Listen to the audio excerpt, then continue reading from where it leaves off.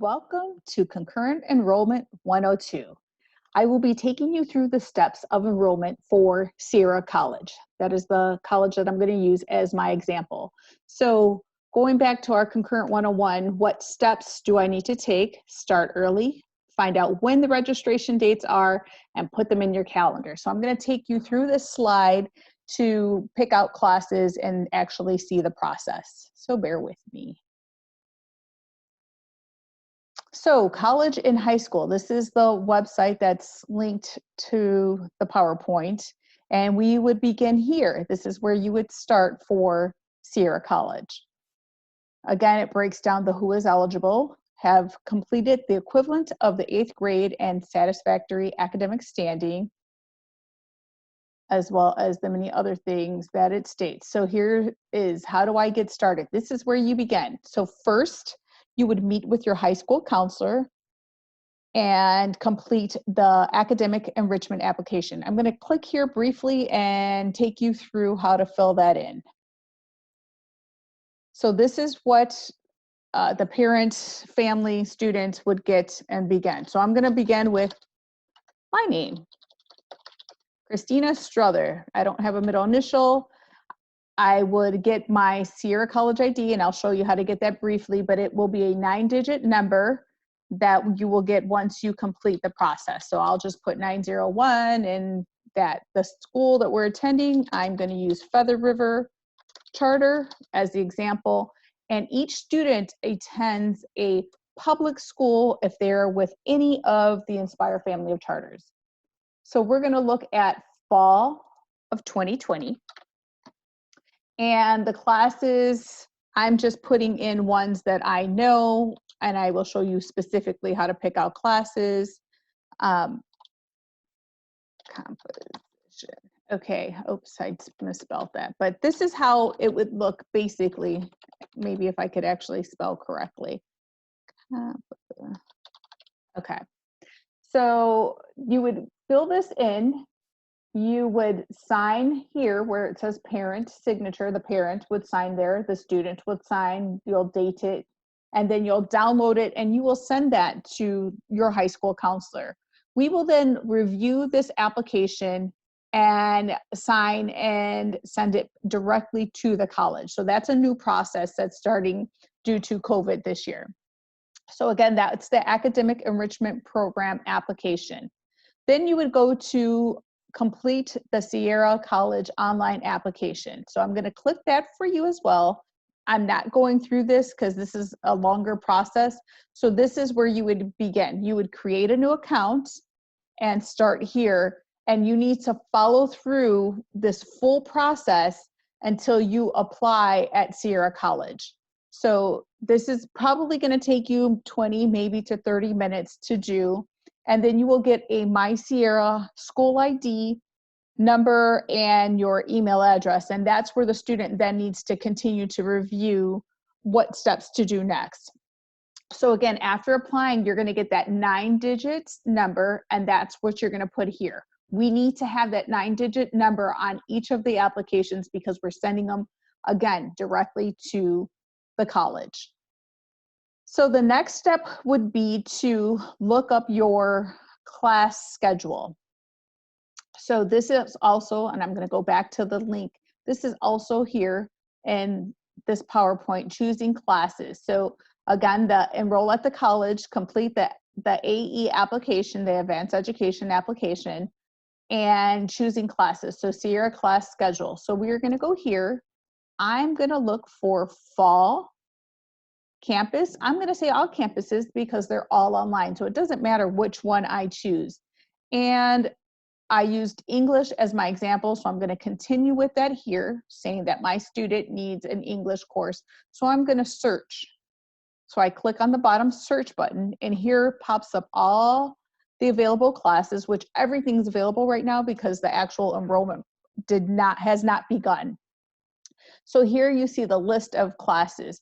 So this one is English 0000N, Intro to College Writing. That class is a pre-class, and is not considered a college level course. So the English 1A, which is the one, actually I was calling it composition, it's college reading, writing, and research, is the one that I'm going to use as the example. So what I see here is that the classes, the status is available. The CRN number, that's a very important 5-digit number that you need to log down when you're doing your research. So we're going to look up instructors. So the first instructor listed is Ken Fortin. I have no idea about Ken Fortin and his ability to teach my student, or if I am the student, to teach me.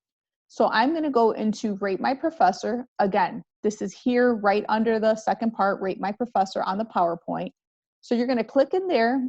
I'm putting Ken's information in, and as you can see, Ken Fortin from Sierra College pops up. So I'm clicking in there and going to see what other people have said. So Ken has a 4 out of 5 rating. Overall quality based on 94 ratings.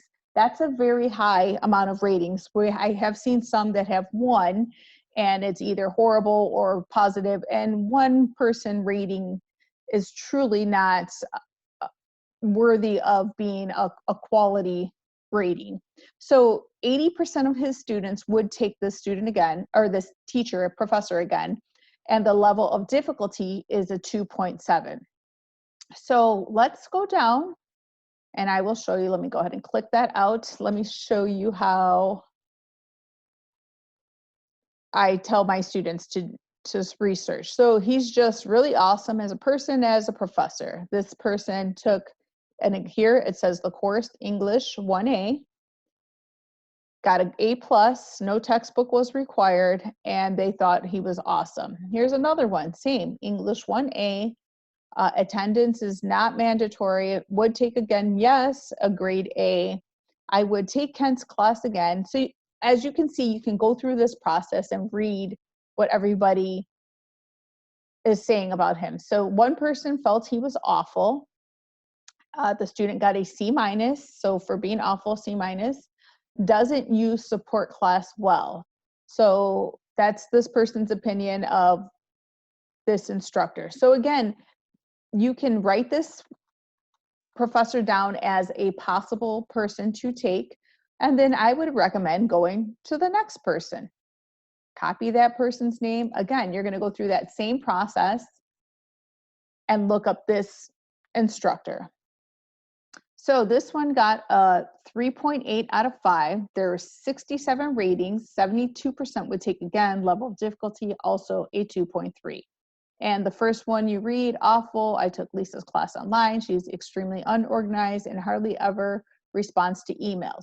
That might be good information to have. So I would, again, go through this and you base your judgment on what you feel would be the best instructor. You definitely want to give the students an opportunity to take a class at a college level and have a good, if not great, experience. And there's many great professors that are out there that you want them to get a hold of. We want to have students have that great experience so it doesn't traumatize them in some aspect of not wanting to pursue that higher education. So we know that teachers are extremely important. They're vital, and their ability to teach is crucial for your student to want to continue on. So the last part of that is to log your 5-digit classes with the name of the instructor. So again, going back to that class schedule, we seen that Ken Fortin, I would put him down. I would write down English 1A, 81014, and put Ken Fortin as a possible for fall semester. Now, July 1st is when the fall semester opens up for enrollment for the high school students. So that's the day you would want to make sure that you register and try and get into the class, because they will book up quickly. As you can see, the maximum for each class is 25. And again, there's a large amount of courses that are available. However, you'd have to go through the very wide variety of instructors to check who would be a good person to take or not to take. So that's the process of registering and really doing some research in classes for your high school students. So again, the next step, register during your scheduled time. And again, each semester it's going to be a different time. So you want that concurrent enrollment form submitted way before. This is why it says start early. Students must check their emails frequently. And again, that is their college email. So they need to check in there often and see what messages have been given to them. It's going to be their responsibility. They're taking on an adult role and taking college classes. So they need to be responsible. And parents, you might want to help remind them to check if they aren't as independent as some students are. And lastly, do your best and maintain a C or better. There are many tutoring supports that are available for each student, so definitely take advantage of that opportunity of tutoring. And if you are struggling even after tutoring, then maybe that college level class is just not what's right for you at this time. And that is absolutely okay. I don't want anyone to feel that they should be upset because they're not ready. You're in high school. If you're not ready for college level, it's okay to withdraw from that class. You definitely want a W or to just drop the class. It doesn't even appear on your transcript versus anything lower than a C or C minus. You want to have the best transcripts that follow you around because your college career or college transcripts, they stay with you. They don't get changed. They don't, you don't forget about them as eventually occurs with your high school when college becomes the focus. So I hope this has been very helpful for you. Again, I'm gonna actually go through really quick, put my information up. Here I am, and here's Michelle's.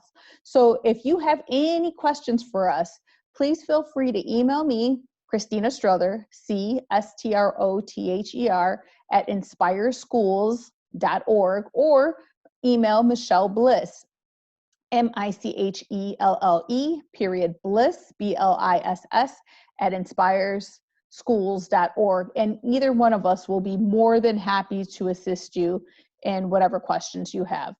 Thank you and have a wonderful day.